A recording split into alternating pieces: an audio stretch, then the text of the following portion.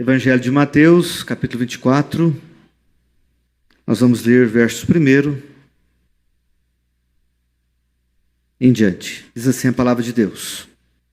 Tendo Jesus saído do templo, ia se retirando, quando se aproximaram dele os seus discípulos para lhe mostrar as construções do templo, ele, porém, lhes disse: Não vedes tudo isto? Em verdade vos digo que não ficará aqui pedra sobre pedra que não seja derribada. No Monte das Oliveiras achava-se Jesus assentado. Quando se aproximaram dele os discípulos, em particular, lhe pediram: Dize-nos quando sucederão estas coisas, e que sinal haverá da tua vinda e da consumação do século? Ele lhes respondeu: Vede que ninguém vos engane, porque virão muitos em meu nome, dizendo: Eu sou o Cristo, e enganarão a muitos. E certamente ouvireis falar de guerras e rumores de guerras. Vede, não vos assusteis, porque é necessário assim acontecer. Mas ainda não é o fim. Porquanto se levantará nação contra nação, reino contra reino, e haverá fomes e terremotos em vários lugares. Porém, tudo isto é o princípio das dores. Então sereis atribulados e vos matarão. Sereis odiados de todas as nações por causa do meu nome. Nesse tempo, muitos hão de se escandalizar, trair e odiar uns aos outros. Levantar-se-ão muitos falsos profetas e enganarão a muitos. E por se multiplicar a iniquidade, o amor se esfriará de quase todos. Aquele, porém, que perseverar até o fim, esse será salvo. E será pregado este evangelho do reino por todo o mundo, para testemunho de todas as nações. Até aqui. Meus amados, nós estamos a uma semana de celebrarmos o centenário da nossa igreja.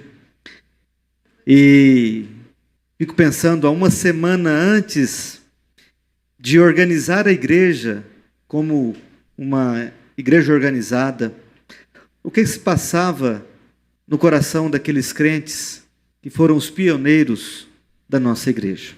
O que se passava no coração do pastor? O que se passava no coração dos membros do presbitério? O que se passava no coração dos homens, das mulheres, dos jovens, das crianças? Quais eram as expectativas deles? Quais eram as convicções que eles tinham? Quais eram, assim, os desejos mais profundos da alma deles em relação a Cristo, em relação à sua igreja? Eu creio, meus amados irmãos, que é impossível ser, assim, capaz de trazer respostas a alguma dessas perguntas. Só Deus sabe o que estava no coração deles. Mas uma coisa, nós podemos chegar a uma conclusão inicial. Nós sabemos o que estava no coração do Senhor, revelado na sua palavra. Não só para aqueles crentes de 100 anos atrás, mas principalmente para todo o seu povo. E o texto que nós lemos vem mostrar a vontade de Deus para a sua igreja, revelada lá quando Cristo estava andando com seus discípulos. E eu creio que essa palavra que Cristo trouxe aos seus discípulos foi pertinente para os discípulos, para os apóstolos, foi pertinente para os irmãos de 100 anos atrás, e tenho certeza que é muito pertinente e oportuna para nós, para a geração do centenário, para nós que nós temos o privilégio de participar da igreja do Senhor que celebra o seu centenário. E seria bom a gente fazer uma pergunta: qual é a vontade do Senhor para nós? À luz desse texto, o que o Senhor quer nos dizer para nós que somos a igreja que completa o centenário de organização da igreja aqui nesse local? Eu vejo que procurar responder essa pergunta é um desafio nosso nessa noite, mas também é um desafio pessoal de cada um de nós entendermos a vontade de Deus para nós como igreja dele. E para isso eu gostaria que os irmãos orassem, pedindo para que ele pudesse abrir os seus olhos espirituais, pedindo para que ele pudesse abrir o seu coração, te dar visão espiritual da vontade dele, para você e para todos nós. Vamos falar com Deus. Senhor, nós cremos na inerrância da tua palavra, na imutabilidade da mesma. Nós cremos, ó Deus, na infabilidade das Escrituras Sagradas. ó Deus, mas também nós cremos que para crer, entender, praticar a Tua palavra, nós precisamos da iluminação do Teu Santo Espírito. Então ilumina, Pai, a nossa mente, ilumina o nosso coração. Dá a nós, ó Deus, a compreensão da Tua vontade, para que nós possamos, ó Deus, ser consolados, admoestados, edificados e transformados pela palavra do Senhor. Em nome de Jesus. Amém e amém. Meus irmãos, essa visão apocalíptica, ela esteve presente na geração de Jesus e começando ali uns séculos antes. Mas essa questão do final dos tempos não é uma moda que aconteceu ali no período de Cristo, nos essênios e numas culturas ali paralelas a eles e até mesmo ao próprio Jesus. Mas a gente olha para o Antigo Testamento e a gente vai ver profetas que trazem uma revelação de Deus, mostrando as coisas que iriam acontecer no futuro, como a vinda do Messias, o derramamento do Espírito Santo e o dia do juízo final. Nós temos essas três promessas muito claras no Antigo Testamento. Então, essa consciência apocalíptica, ela era algo que Deus manifestava através dos seus servos, os profetas do Antigo Testamento, para o seu povo. E quando Jesus Cristo vem, ele apresenta essa realidade de uma forma mais clara. Porque até então, no Antigo Testamento, nós temos a promessa da vinda do Messias.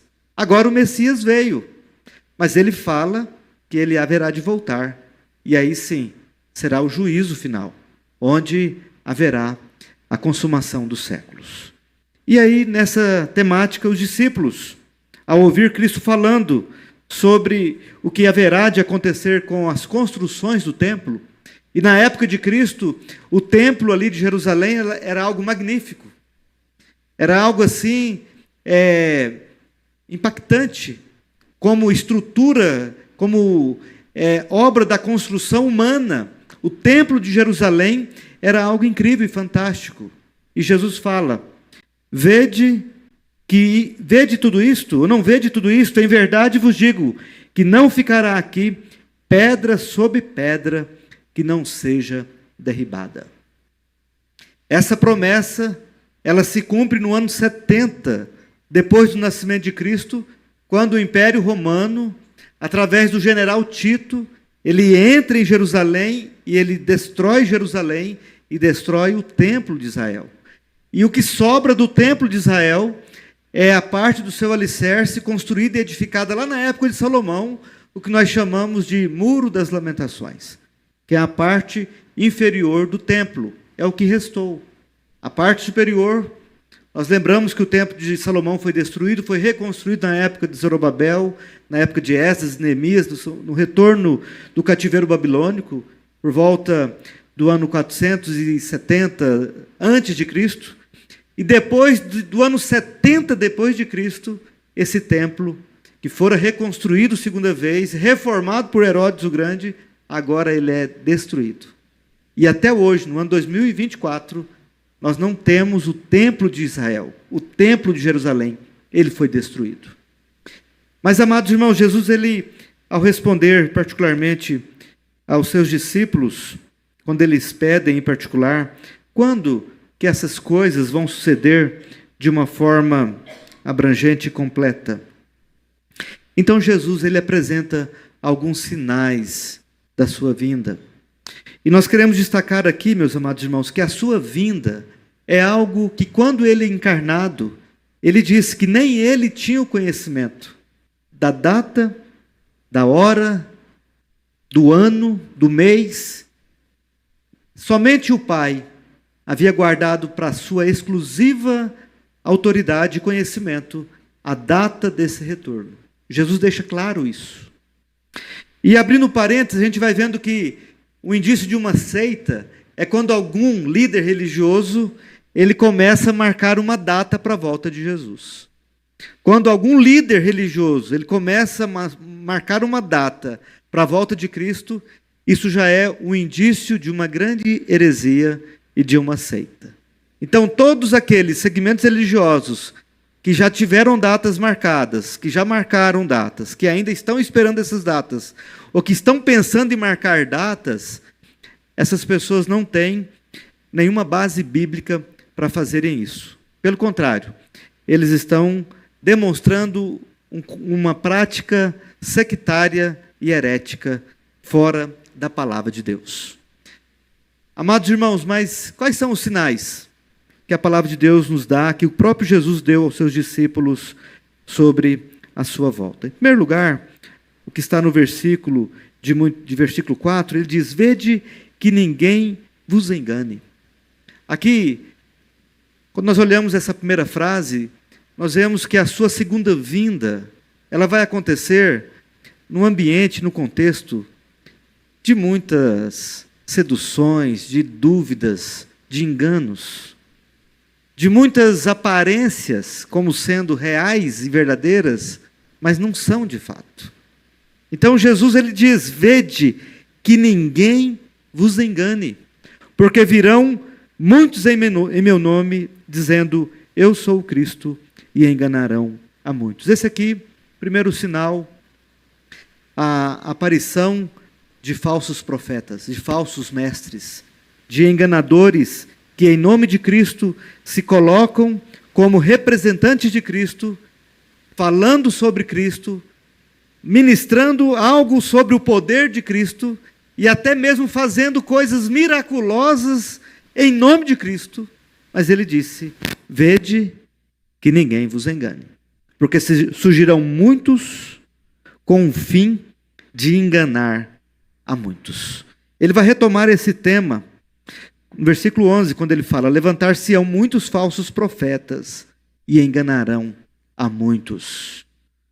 Meus amados irmãos, nós como igreja, nós temos uma bússola, e a bússola que nós temos como cristãos, de forma inerrante, imutável, infalível e eterna, é a sua palavra, é a Bíblia, é a revelação especial registrada nestes 66 livros, no Antigo e no Novo Testamento. Como diz João Calvino, a autoridade do pastor está em pregar a palavra de Cristo, e somente. Se ele estiver na palavra de Cristo, ele tem autoridade. Se ele estiver fora da palavra, não tem que seguir pastor. Não tem que seguir o pregador A, o pregador B. Mas se ele estiver fundamentado na palavra, a palavra de Deus o autoriza. Dá a ele condição, substância espiritual para ele falar em nome de Jesus. Nós vivemos um período, meus amados irmãos, onde as pessoas têm deixado de consultar a palavra e têm ido para o Instagram para ver quais são as mensagens do dia. E são pastores bons, são pregadores bons, teólogos renomados, pessoas entendidas. Mas eles são falíveis, eles são homens. O único que não errou, que pisou nessa terra, se chama Jesus Cristo, o nosso Senhor e o nosso Salvador.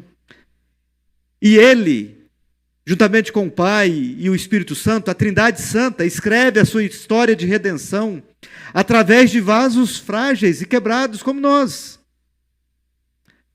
Portanto, a autoridade suprema sobre a igreja é da palavra. E um dos sinais da volta de Cristo e da consumação dos séculos é que esse ambiente seria um ambiente muito propício para o engano, para a sedução, para as armadilhas sutis, a fim de enganar os incautos. A igreja de Bereia é elogiada pela própria palavra, porque ela consultava texto sagrado com a pregação dos pregadores, dos pastores da época. Sejam eles apóstolos, que viram Jesus, que andaram com Jesus. A igreja de Bereia pegava os textos que eles tinham nas suas mãos da época, e na época deles, meus amados, é bom registrar aqui, que já tinha os 39 livros do Velho Testamento, o cânon do Antigo Testamento já estava definido. Os 39 livros já estavam ali compilados e agrupados e preservados pela mão de Deus, e isso é um sinal da inspiração de Deus nos textos sagrados. E eles já tinham isso em mãos, o texto sagrado. E quando Jesus cita a Bíblia do Antigo Testamento, ele cita justamente essa versão no hebraico, os 39 livros que nós temos hoje em português, era exatamente a Bíblia que Jesus lia e citava e referendava. Tinha uma única cópia do hebraico para o grego, nós sabemos que é a Septuaginta. Os escritores e os tradutores ali, os tradutores usados ali para a tradução do hebraico para o grego, a Septuaginta, eles, por conta deles, registraram, colocaram ali naqueles livros 7 outros, que são chamados os livros apócrifos, que tinham ali conteúdo histórico, mas que não advogavam para si a inspiração da palavra de Deus. E naquele período mesmo, meus amados irmãos, logo depois da morte de Cristo, logo mesmo com a fundamentação da igreja, vai surgindo as heresias na igreja. A igreja do Senhor, no seu início, ela já começa a enfrentar pregações contrárias à própria pessoa do Senhor Jesus, como era o caso do gnosticismo, depois o arianismo, depois o nestorianismo e tantas outras heresias que vêm questionando a pessoa de Cristo. Amados irmãos, um dos sinais da volta de Jesus é o surgimento, o crescimento, a ampliação dessa ideia e dessa prática dos falsos profetas, dessa mensagem que parece a verdade, mas não é a verdade. Um segundo sinal que o texto nos apresenta, meus amados irmãos, nós podemos destacar aqui, que é a falta de amor entre as pessoas. Nós podemos ver isso com o surgimento de guerras, rumores de guerras, nação contra nação, reino contra reino. E a palavra de Deus diz, no finalzinho do parágrafo, que nesse período, versículo 12, e por se multiplicar a iniquidade, o amor se esfriará de quase todos. Nós podemos relacionar essa falta de amor ou esfriamento do amor com o surgimento de guerras, nação contra nação, reino contra reino, rumores de guerras. Mas também nós podemos ver que essa situação do amor se esfriando, ela se evidencia com o aumento da iniquidade, com a distorção dos valores de Cristo, a distorção dos valores do amor, da santidade, da bondade. A gente vai vendo, amados irmãos, sorrateiramente ideias sendo introduzidas dentro do coração das pessoas e da mentalidade das pessoas e vão ceifando a consciência dessas pessoas, e essas pessoas elas vão se tornando assim secas, duras, e elas são capazes de passar por outras pessoas que estão passando por momentos dificílimos e elas sequer param, sequer dão atenção. O aumento das guerras, o aumento dos conflitos de nações contra nações são um grande sinal do juízo de Deus, do juízo final da volta de Cristo. E nós podemos observar que nesses últimos anos, nesses últimos 100 e poucos anos, a humanidade experimentou as suas 2 maiores guerras. A primeira grande guerra, que milhões de pessoas perderam as suas vidas. E depois a segunda guerra, com quase uma nação toda sendo dizimada. E a gente, ao olhar para a história, a gente vê a humanidade numa crise existencial e fazendo todo o esforço em busca da paz. E aí nós chegamos nesse tempo agora, 2020 para cá, já começa o ano 2020 com uma grande pandemia. Coloca a terra no chão, a humanidade, os poderosos, todas as nações, sem saber o que fazer. E logo em seguida, a Rússia invade a Ucrânia. E agora, no ano passado, estoura esse atentado que nós vimos lá no Oriente Médio. E a gente vê que as nações estão assim, à espreita. Hoje, o movimento aqui na capital de São Paulo, um movimento político. A gente vê as pessoas divididas, a gente vê as famílias divididas, a gente vê grandes amigos se tornando inimigos, deixando de falar um com o outro por causa de posicionamentos políticos. Mas não somente essas questões políticas. A gente tem visto o vil metal, como diz o apóstolo Paulo, o amor do dinheiro é a raiz de todos os males. A gente vê que muitas vezes as crises que levam às guerras é por causa do dinheiro, é por causa do poder, é por causa de coisas mesquinhas e materiais. E as pessoas deixam de olhar para Deus e olham para si mesmas e para o seu império e querem ampliar o seu império. Então, com essa justificativa, eles encontram motivações para invadir outros impérios e escravizar, matar e assim fazer toda a destruição. Por diminuir o amor. O amor se esfriará de quase todos. A gente vê, meus amados irmãos, essa situação, ela entrando na própria igreja. A própria igreja, ela também é atingida por essas questões. O amor se esfriando de quase todos. Glória a Deus que tem essa palavrinha quase.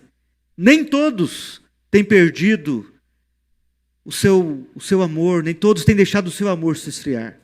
E que Deus nos ajude a lutar para que nós não permitamos que o nosso amor por Deus e o nosso amor pelo nosso próximo se esfrie, em nome de Jesus.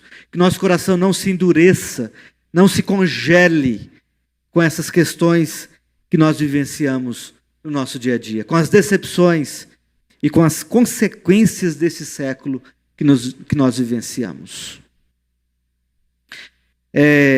Alguns anos atrás, numa grande tempestade de gelo que atingiu a Europa, algumas pessoas que estavam numa sala, eles perderam a vida, eles ficaram ali afastados, separados, e eles perderam a sua vida. Aí depois que passou aquela tempestade, entraram naquela casa e viram que todos morreram.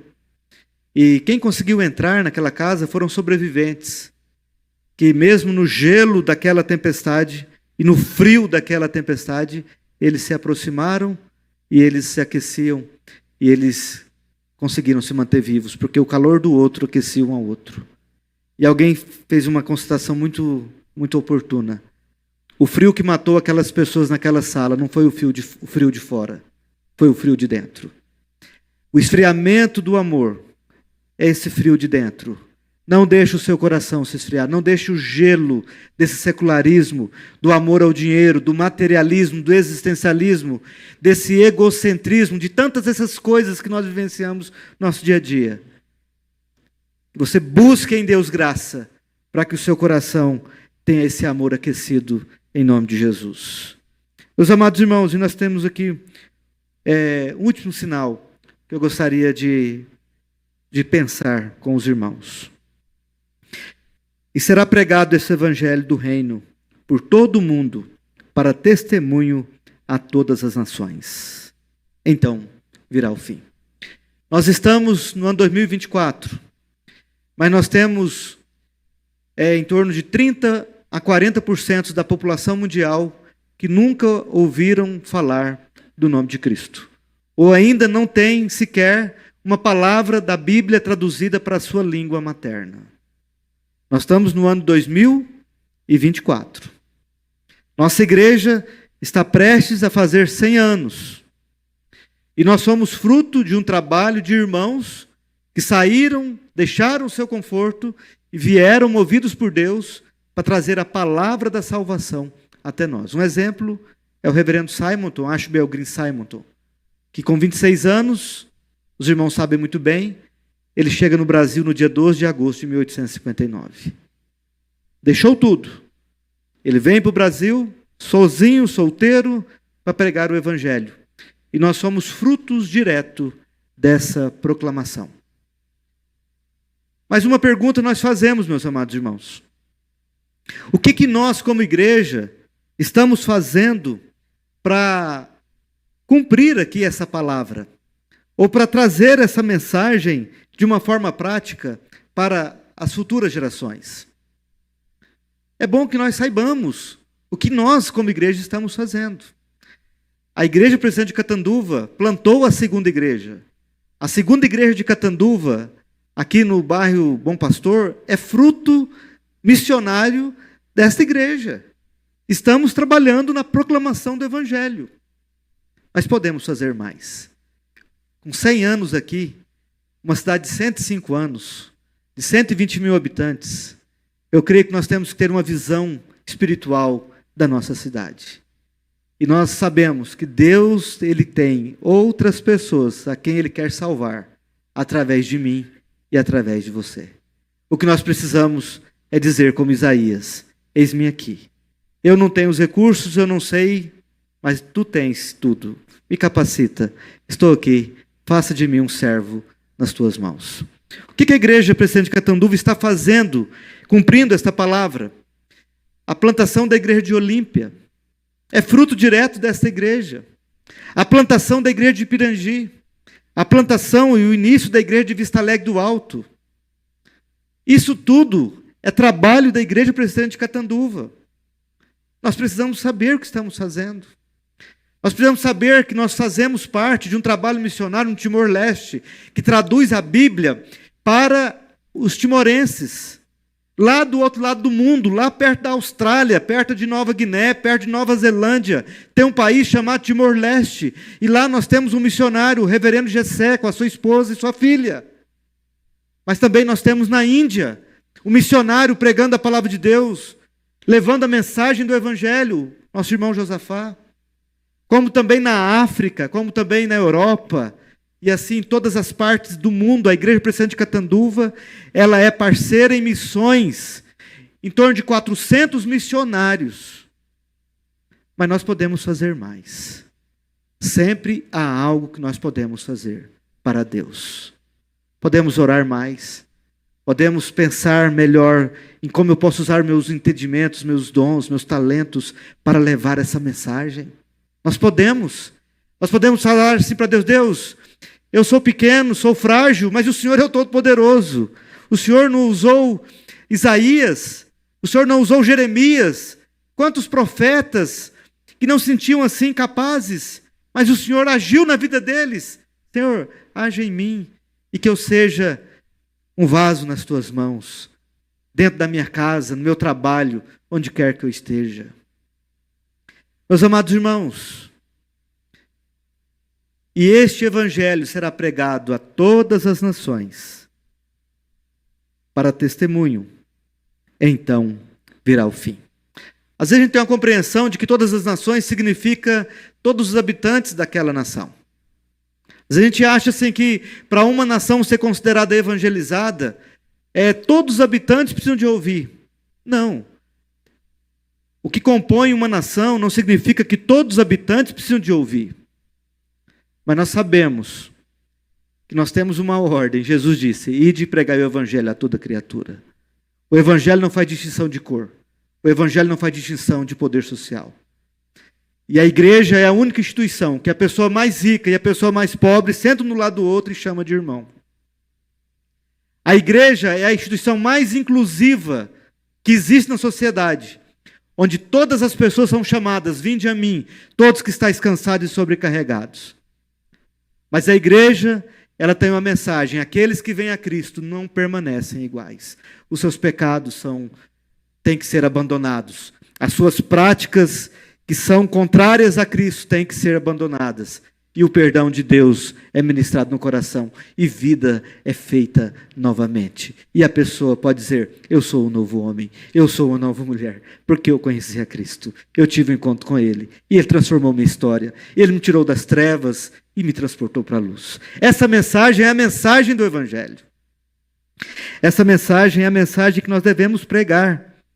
E pregar a toda criatura. Então, meus amados irmãos, esse texto, para nós que estamos às vésperas de completar 100 anos, nós precisamos lembrar de que Jesus disse: aquele, porém, que perseverar até o fim, esse será salvo. Como diz João: ser fiel até a morte, e dar-te-ei a coroa da vida. Estamos chegando a 100 anos. Pessoas lá atrás foram fiéis e passaram o bastão da fé para a nossa geração.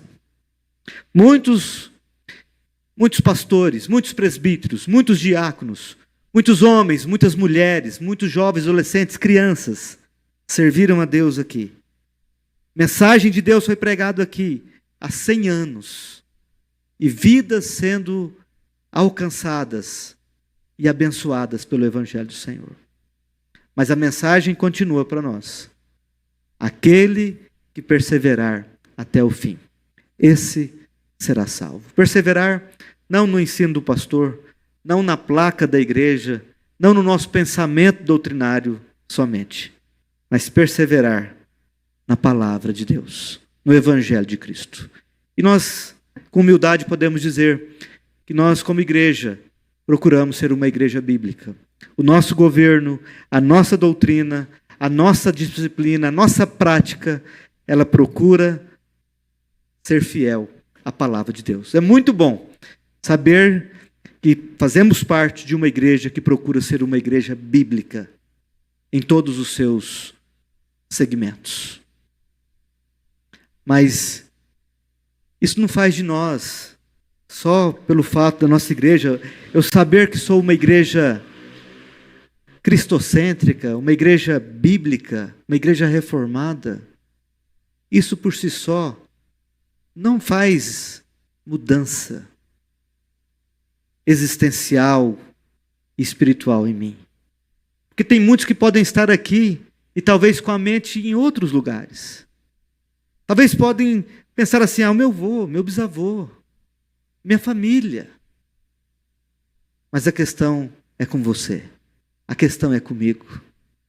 Aquele que perseverar até o fim, esse será salvo. Jesus está voltando. A sua palavra tem mostrado isso. Os sinais têm sido muito evidentes. Nós temos visto claramente as promessas sobre os últimos dias se cumprindo. E o nosso coração pode se encher de medo. Podemos ficar assim, estarrecidos, o que vai acontecer? Só temos uma estrada, um caminho, e ele se chama Jesus. Ele é o caminho, ele é a verdade, ele é a vida. Se nós estamos nele, nós estamos seguros. Se nós estamos em Cristo, estamos refugiados. E é isso que nós precisamos. Precisamos estar em Cristo. Precisamos crer em Cristo como nosso Senhor e como nosso suficiente Salvador. Precisamos ter um encontro com Ele. Precisamos abrir nosso coração. Precisamos descer do elevador de toda soberba, arrogância e orgulho que por muitas vezes persiste querer permanecer no nosso coração e querer dizer para nós que nós não precisamos de Cristo, mas nós precisamos dele. Para essa vida e para a eternidade. E ele veio aqui. E ele deu a sua vida por nós. E ele mandou o seu Espírito para estar conosco. E para nos consolar nesse tempo difícil. Mas ele também disse, eu voltarei para buscar a minha igreja. E onde eu estou, vocês estarão também. Eu quero convidar você a arrepender-se dos seus pecados. Quero convidar você a crer em Jesus como Senhor e Salvador da sua vida. Nós não sabemos o dia que Cristo voltará. E nós não sabemos também o dia do juízo final. Mas tem outras coisas que nós não sabemos também. Mas uma coisa nós podemos ter certeza. A volta de Jesus se dá de duas maneiras.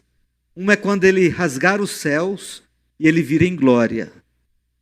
E a outra maneira é quando a nossa senha ser chamada e a gente passar dessa vida para a eternidade. Nós não sabemos nem a volta de Cristo e nem o dia que vai ser o último dia da minha vida. Então a palavra para nós hoje é: conserta a sua vida. Reconcilia-se com Deus. E o jeito de você reconciliar-se com Deus é crer em Jesus. Não é na igreja, não é no pastor. É em Cristo Jesus, que deu a sua vida por nós, que ressuscitou, está vivo, intercede por nós e mandou que nós pregássemos essa palavra, porque Ele é o dono da igreja. Eu tenho certeza que Ele quer fazer essa obra em nossos corações. em nome de Jesus.